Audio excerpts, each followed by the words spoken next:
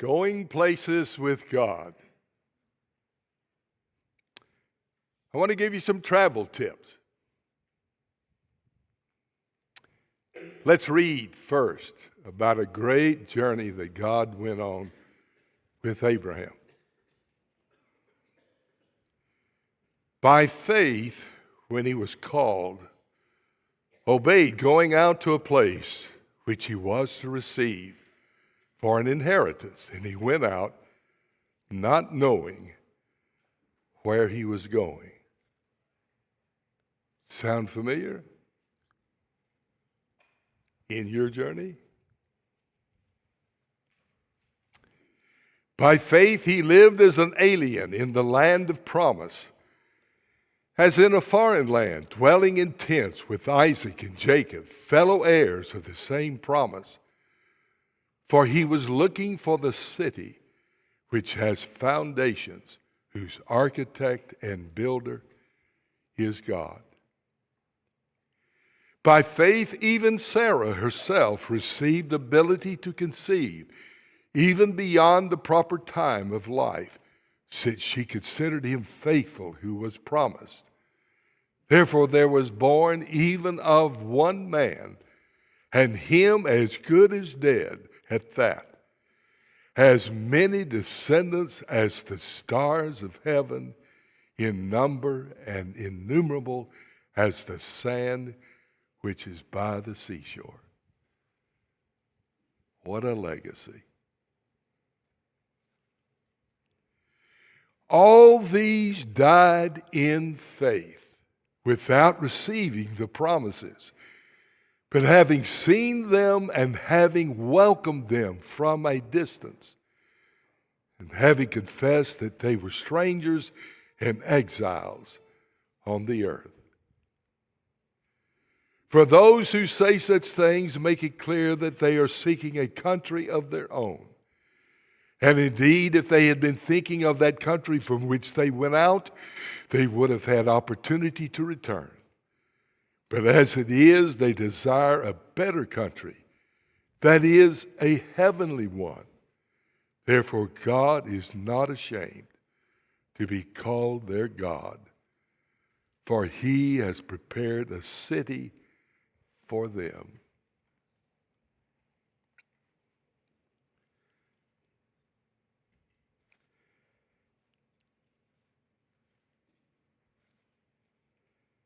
Often, the lesson we learn from this text is that Christians are to live as aliens or pilgrims in a foreign land, and so we should. But also, we need to learn that we are travelers.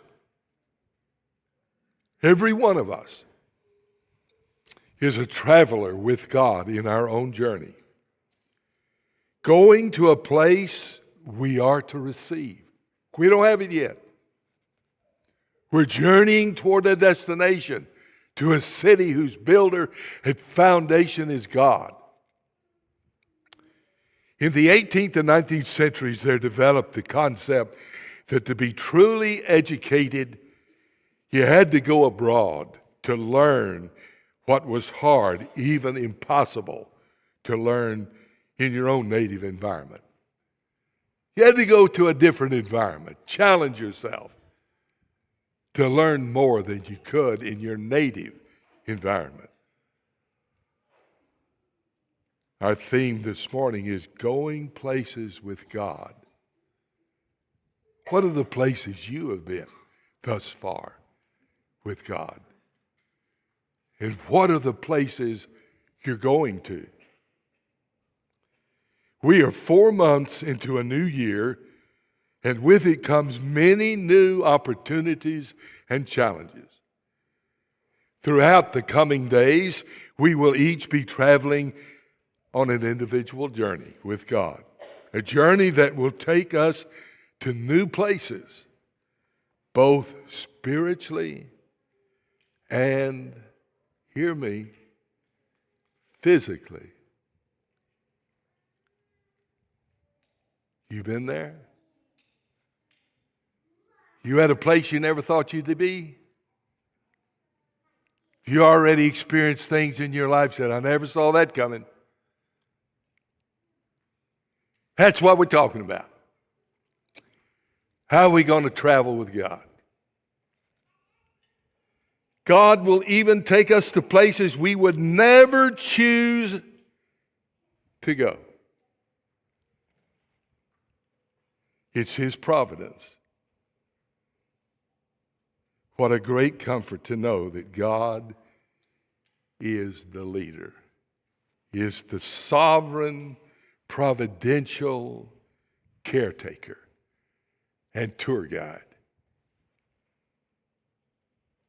This series of lessons finds its roots in the places of God, just like God led Abraham to Canaan, Joseph to Egypt, and Jesus' disciples to the ends of the earth. So God takes us places to teach us lessons that we need to reach.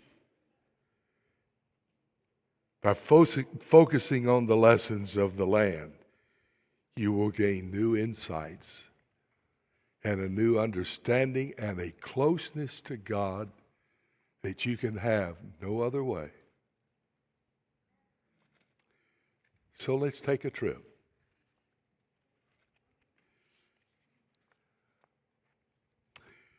Welcome to the remainder of 2026. I'm excited about the opportunities that lay ahead for me in this year on this journey of faith that I'm traveling, of learning and serving. Many of us in this congregation have been traveling together for a number of years. I'm in my 52nd year serving and teaching as a tour guide. Yeah, that's a lot of years in one place. The victories, I believe, outnumber the setbacks, to be sure. But there have been both, because both, hear me, are needed. Both victories and defeats. They're both needed, and God sees to it. Victories help us to be encouraged and motivated.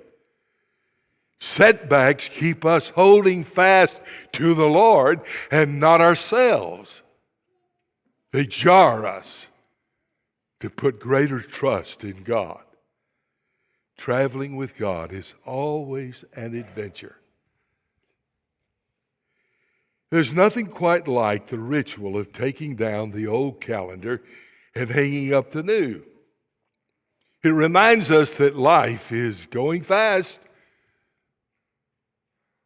We're going to celebrate today the graduation from high school of two of our members. I'll bet their parents are thinking, where did the time go? Of course, they may be thinking, oh boy, I get to leave home. I don't know what their mindset is. I remember when I left home for college the first time. Oh, my parents had allowed me to have their old car that was just about on its last legs. It was all dented up and scuffed up, and I took about a month of Bondo in this dent and this. I wanted it to look as brand new as possible. I'm going to be a freshman away at college, and I got it looking maybe a little bit better. I found out I was no body mechanic. But anyway, I did the best I could, and I set off to drive to a distant city, and I felt, oh, so big and grown up, and I just couldn't wait to get there and begin the excitement. And that lasted a while, and of course, then we have to go to school, and you've been there?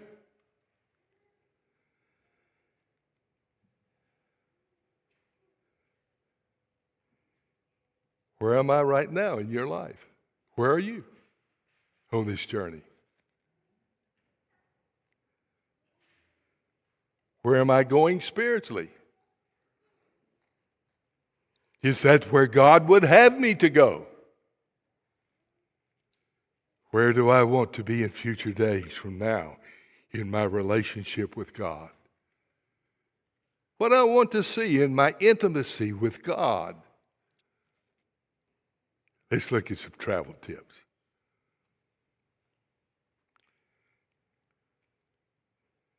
New days, new places. Unexpected and undesired places, physical to spiritual places. All will be in the itinerary. So, going places with God, we need again to ask this question of ourselves. Where am I right now in my life? Where are you? Where am I going spiritually? Are you growing? Is that where God would have me to go? And last, where do I want to be in 1 year in my relationship with God? So let's get some travel tips from the way God dealt with Abraham. First, travel by faith. Now, what do I mean by faith? By trust. You travel by trusting the leader. And of course, that's the Lord. Travel by faith. Let's look at it. By faith, Abraham, when he was called, obeyed by going out to a place which he was not to receive, which he was to receive for an inheritance. And he went out not knowing where he was going. You ready to go on that kind of vacation? You don't know where you're going. You just go get in the car and start driving and go out to the airplane, stand in line for 3 hours and then get on an airplane and just go wherever it takes you. Is that the way we normally travel? It is not. And God is not saying that that is totally apropos in this case, but it is apropos in this case. We cannot be in the place of God. He knows the journey, the route, what will happen. He is with us. How on earth could Abraham leave Ur of the Chaldees, which, if you remember, was not some wasteland, some land said, man, let me out of here, it's the worst. No, any place would be better than this. No, Ur of the Chaldees was a prosperous land. Many herds, large crops, and very fertile between the rivers. Abraham went out not knowing where he was going. Do you know sometimes there are people who are reluctant to obey Christ and to begin the journey because they don't know what all the obstacles will be along the way. It may be too hard. It may be too far. It may not go where I want to go. Yeah, that's right. The future is in His hands. And so how are we to do it? By trusting in Him, by faith. Abraham was willing, not knowing where he was going. God would see to it. Next, travel light. I've done a bit of overseas traveling. I learned to travel light. I got it down to one little case, just a few things. I had to learn that the hard way. Travel light. Let's look at that.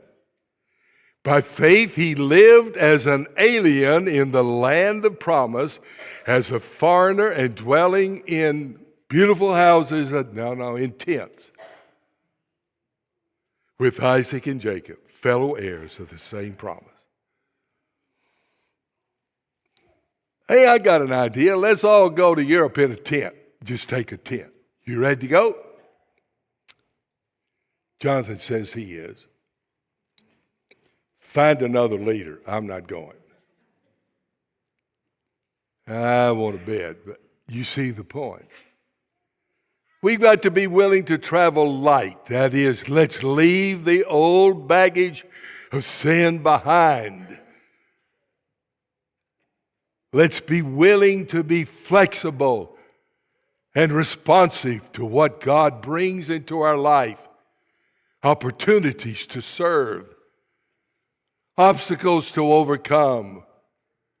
We're not burdened down with things of our past that are holding us back from a better and more complete trust in God.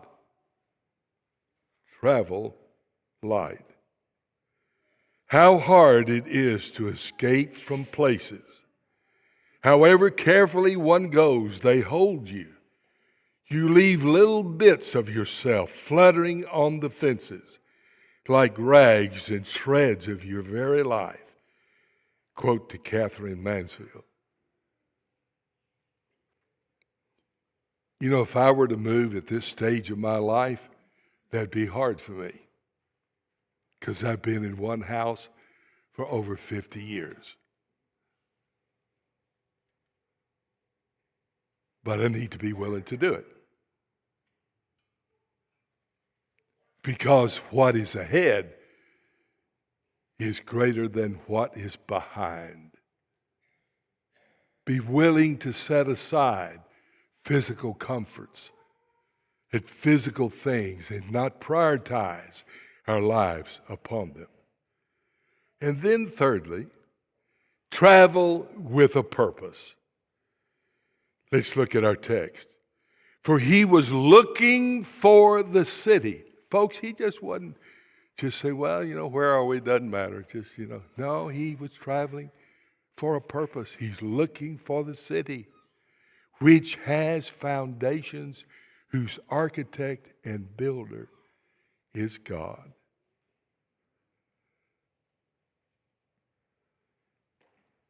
And then note this text from Hebrews 11, 14 through 15.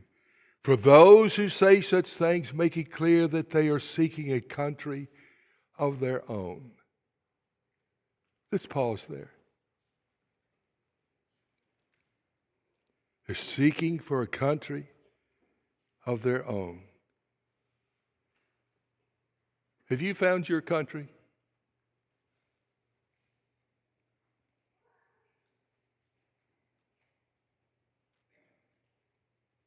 I have. And it's not here.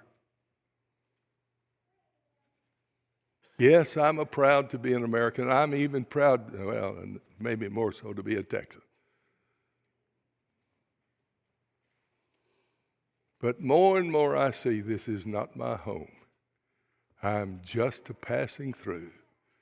My treasures are laid up well beyond the blue. The angels beckon me to come. You're becoming more and more dissatisfied with just here, but a better place. I am.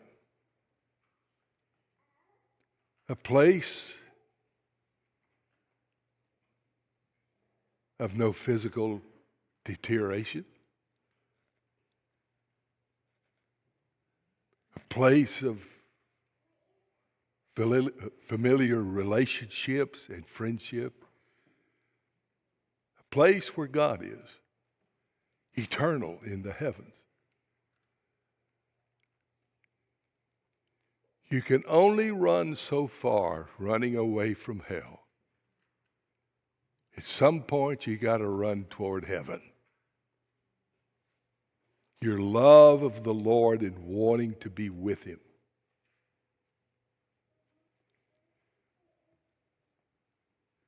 Seeking a country of their own. And indeed, if they had been thinking of that country from which they went out, they would have had opportunity to return. But as it is, they desire a better country that is a heavenly one. Why didn't Abraham, when he met those difficulties in the new land, ever go back to Ur of the Chaldees? Because he never thought about going back. When you set out journeying with Jesus, don't look back.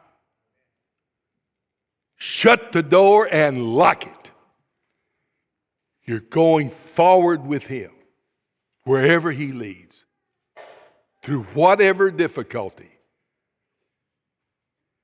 Purposeful living and journey. Lillian Smith wrote this. I don't know who she is. I just like her quote. I soon realized that no journey carries one far unless, as it extends into the world around us, it goes an equal distance into the world within. In other words, we've got to let the journey come to within us and change us to be more like Christ. Travel for the unexpected. Hebrews 11:5. By faith, even Sarah herself, note, even Sarah herself received ability to conceive, even beyond the proper time of life, since she considered him faithful who had promised. Therefore, there was born even of one man, Abraham, and him as good as dead, at that, in other words, to bear children, as many descendants as the stars of the heaven in number and innumerable as the sand which is by the seashore.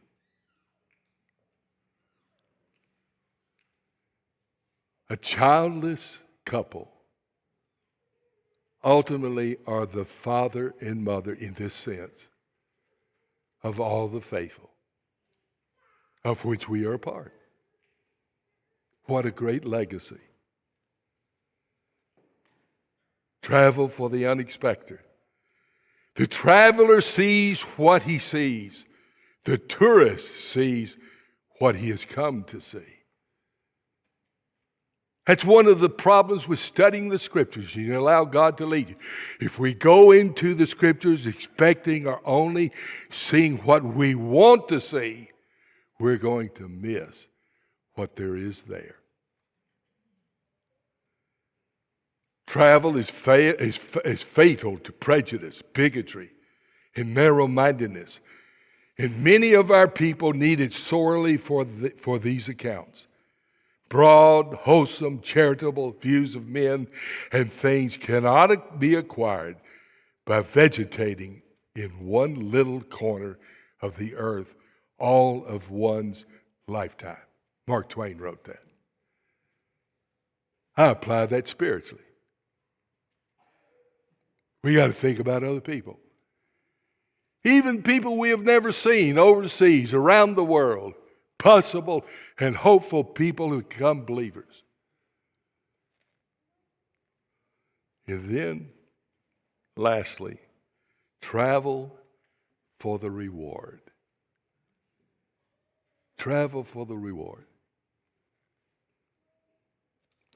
Therefore, God is not ashamed to be called their God, for he has prepared a city for them.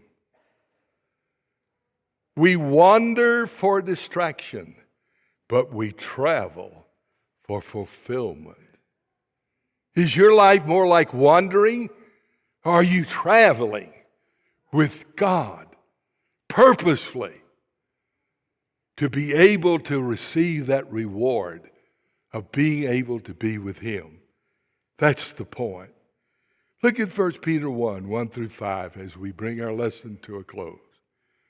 Peter, an apostle of Jesus Christ, to those who reside as aliens. As aliens? That's us. This ultimately is not our home. Scattered throughout Pontus, Galatia, Cappadocia, Asia, and Bithynia, who are chosen according to the foreknowledge of God the Father, by the sanctifying work of the Spirit, to obey Jesus Christ and be sprinkled with his blood. May grace and peace be yours in the fullest measure. Peter is addressing his fellow travelers all over the world, all Christians. Blessed be the God and Father of our Lord Jesus Christ, who according to his great mercy has caused us to be born again to what? To a living hope through the resurrection of Jesus Christ from the dead. When they became convinced that he was risen, they went everywhere telling everybody he's alive. And through that we can be alive. We will always be alive. My brethren, some of you know that in these latter years, the doctors tell me I have a terminal disease. We all do. I just may know it a little bit better than you. We all do. It's called death. No one gets out of here alive if Jesus tarries. But he has blazed through death to show us we live. We're going to live forever with him. To obtain an inheritance, this is our reward. To obtain an inheritance which is imperishable and undefiled and will not fade away. All the things of life that make it temporary and won't be there. Reserved in heaven for you. You got a reservation.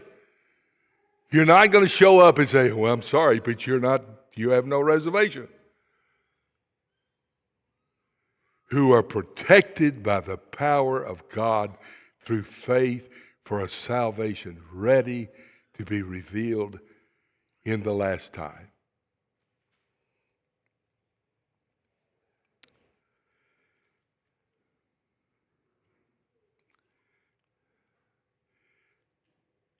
From Anita Weiss, again, I do not know her. I moved to New York City for my health. I'm paranoid. And New York was the only place where my fears were justified. If you've been to New York City as I have, my reaction was a little differently. I've been there several times. I just loved it. All these different people. And fortunately, I was among those who received me so warmly. But I'd walk down the street, hey, how you doing?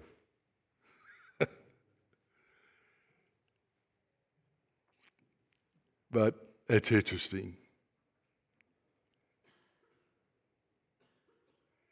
You can learn more about human nature by reading the Bible than by living in New York.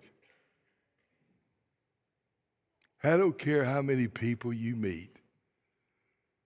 Do all your sociological studies about people. You want to know about people? Read the Bible. The creator of all people wrote it, and he knows us. And I'd like to close with this quote from G.K. Chesterton. The only way of catching a train I ever discovered is to miss the train before.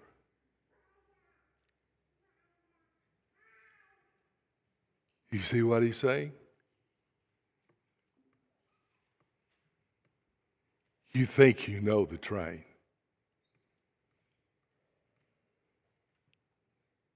It's not the right one. Catch the next one after you have been driven to your knees in repentance.